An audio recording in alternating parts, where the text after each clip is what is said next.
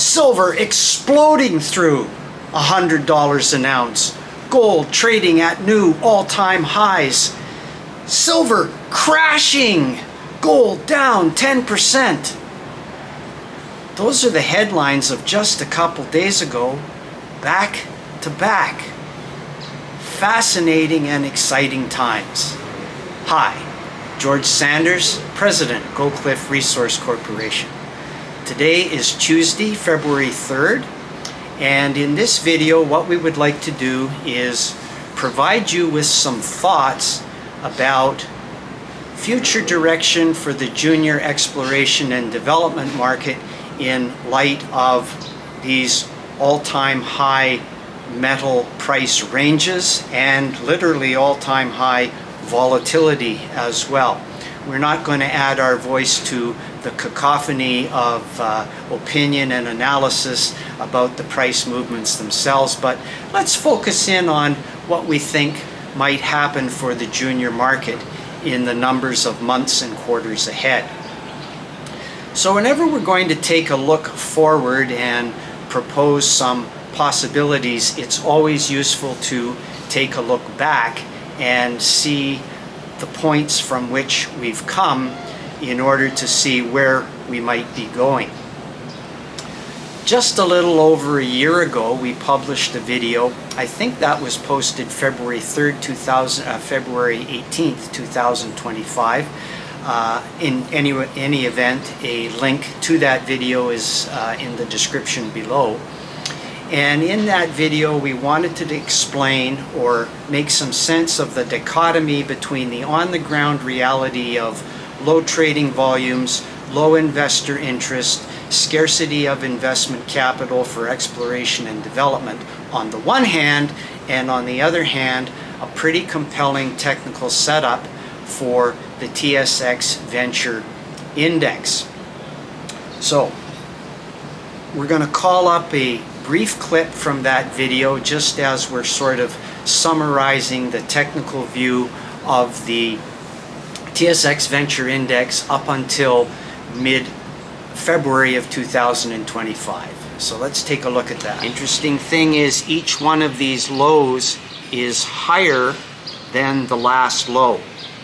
And so if we were to connect those with an inclined line running from the middle of the graph up to the right hand side and joining up with that horizontal resistance or ceiling line, we would have a wedge pattern, and clearly we have broken out of that wedge. That's a very compelling technical picture of whatever financial instrument is being charted. And the one final comment on it is for the last 7 or 8 trading days, you can see it's moved sideways. It will probably continue to do so for another few days, such that if one wanted to, we're not going to do it here, but you could draw a little box around that or a little circle, and if this move is going to sustain itself at some point, you could see a move breaking out of that to the upside. Okay, back at you, and what I would like to do now is take a look at what subsequently happened from in the remaining 10 months of 2025 and where we are in 2026. So let's pull up the chart for the year, one-year chart of the TSX Venture Index. Okay, so here we have the chart, and the first thing to draw your attention to is down in the left-hand corner of the price plot. You will see that sideways consolidation from the breakout that we spoke about last year. And then you can see right at the end of February there was a little bit of a dip in the market, and of course anytime you publish something that says, hey, look at this, it immediately goes in the opposite direction. It recovered from that fairly quickly, but then we see the April tariff announcement. And if you forget what's happened in the rest of the chart and you take your mind back to what you just saw in the clip from last year, that was a pretty scary time. Obviously, it didn't last very long. Okay, so we continue from the recovery from that, and we go on to make new highs, or at least new 52-week highs, through the period of mid-April on into almost mid-August. But if you look down at the bottom of the chart, you see that that wasn't a move with any conviction. And I say that because there wasn't a lot of volume in the space. Yes, the volume was improving a little bit, but it still really wasn't particularly encouraging. That all changed in the middle of August, and then you can see the next leg up from the middle of August until the precious metals corrected in mid-October, and you can see the tremendous increase in volume there throughout the month of September. Obviously, we had a metals correction in the middle of October. We came back down, and we've got another leg up beginning about the third week, going into the third week of December. And then you can see this volume almost explosion during January. And there's the last couple of days in the correction. You can see that the index looks a little less of a plunge than does the precious metals prices themselves, and we haven't even yet penetrated that 200-day moving average, so not a bad looking setup. Okay, back to me and some thoughts about where this junior market might move going forward. And I want to play a brief clip from later on in last February's video. And in that clip, I referenced a long conversation I had with a veteran market observer, and he was really emphasizing the point that, you know, these dramatic volatile moves, give them some time to play out, you know, and give them more than days and weeks to play out. So let's take a look at that clip now. I had a very long conversation with a good friend of mine who's a 45-year experienced market participant, chart guy, fundamental guy, just a really solid market observer. And he said, this has only been with us, this breakout, for like 7 days. So give it a month or two. Let's see if it confirms. Let's make sure it doesn't fail. And he said, if this thing holds, maybe go back and do another video about it. But what these charts are telling us is people are starting to pay attention. Okay, and back at you. So not this immediate weekend, but the prior weekend, so 2 weekends ago, was a confluence of conferences in Vancouver, British Columbia. We had the big deal, which is the annual Exploration Association of BC, AIM-BC Roundup, at which all the technical people, claim stakers, prospectors, property vendors, suppliers, drillers, assayists, geophysicists, everybody comes together. It's kind of like a mini prospector and developers conference. And that same weekend were also two stock promotion conferences, the Vancouver Resource Investment Conference and the Metal Investors Forum. So I want to provide you with some key takeaways from that gathering. The first of which was the level of enthusiasm was so high that obviously some kind of a correction was imminent, and lo and behold has come to pass. But more to the point, almost every single analyst talking about particularly the junior and the intermediate producers and even the smaller senior producers, almost to a person made the point that as well as these stocks have done, they are still being valued at a gold price of less than $3,000 an ounce. A number of them added that the cost inflation has not yet caught up. And a good way to chart that is just to look at the price of oil, because a huge component of mine operating costs are energy related. So margins are going up, profitability is going up, free cash flow is going up, and yet the models that markets use have not been using current metal prices, but rather a serious discount from them. So that's a very interesting takeaway.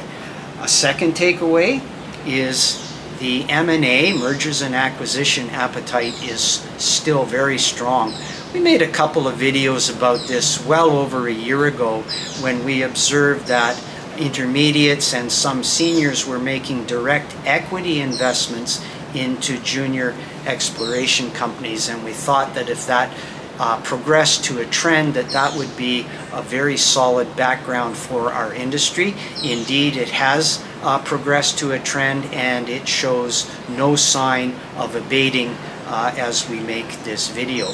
Two very important things from that. The first of is it validates the quality of assets and management in the overall space. And the second, and perhaps more important thing that it does, it sets valuation benchmarks. So these are no longer speculations, but they are numbers that a real mining company whose business it is blowing up rock and processing the minerals from that rock have paid for a particular asset, style of asset, location of asset. And from those benchmarks, we can then calculate possible upsides for earlier stage companies. More on an anecdotal basis, but very interesting, is the conversations that earlier investors and speculators in the space who have taken some profits off the table now have an expanded risk profile, and they're looking around for the next cheap deal. They are willing now, playing with house money, to come down the risk profile or go up it actually, and take on more risk, earlier stage companies. And the flip side of that is they get entry-level pricing. So that dynamic has just started. We haven't seen that in the market for a very, very long time. And of course the reason for that is nobody's made any money for a very long time. Related to that, at one of the conferences, a veteran, highly respected, well-known analyst slash newsletter writer made the point that there are very few early exploration stage companies left trading under a dime. We like always to talk about market caps rather than prices, but the point is the same, and he would certainly agree with that. He identifies those kinds of companies as bottom fish, and he said there are very few of his selected bottom fish that are still priced below a dime, and he proposed that in the not very distant future there will be virtually no stocks available at those entry-level pricings. And we think for shareholders of companies like Goldcliff that presents a fabulous opportunity, and that's very interesting to hear from a veteran observer that he's seeing that now come down the risk profile. Final takeaway, a lot of financings starting in August, but certainly late December, and huge amount in January. So across the space we have financing. Some of the larger development plays have enough money for 2 years worth of work. Everybody has at least a little money to get started. So what that means is the financing risk is off the table, and now the risk is personnel and equipment availability and execution. So the companies in which you might be invested now have funds to go out and do their exploration or to continue their development work. Of that pool of capital, a small part of it is going to get wasted. It's going to get blown. And even if it's not wasted or blown, the results are not going to meet the expectations or the hope. So that money is going to be proved to be very dilutive. However, a lot of other companies are going to be able to execute over the next number of quarters, year and a half, and validate their projections, their current projections, what this could be, what we hope it might be, what it sort of looks like. That work is going to be able to get them there and reduce that level of risk. That is accretive, that's value-added work. Above that, and particularly you're going to see this in the developer space and maybe even in the junior and intermediate producer space, where new discoveries, satellite ore bodies, deposit extensions, that kind of thing are found with this money. That's very value added, very creative, accretive. And finally, and where the biggest bang is, and why we at Goldcliff are so excited, is because that's where we're currently involved, is going to happen with new discovery. And with new discovery from assets that have never been drilled or only marginally drilled, that's the lowest position on the Lassonde curve. That's where the greatest leverage occurs. That's where the greatest percent increases occur. So we think that this is a very exciting runway for the business in general, for Goldcliff in particular, over the next 18 months. We're super excited. We have 2 drill-ready assets. We hope to have bits in the ground before the end of the calendar year on both of those assets, reducing the risk on, single asset kind of play. So we think that's a really strong runway. There are going to be periods of intense volatility. We've already seen that. A lot of the commentators that you will listen to are saying, hey, that's part of the space when metals run like this. And I can tell you in my own career, I've seen that before. And the real conviction comes is, was this a top, or is this just a correction and we continue for another leg? I can't answer that question right now. All I can tell you is the runway looks pretty darn exciting, and as I always say, stay tuned.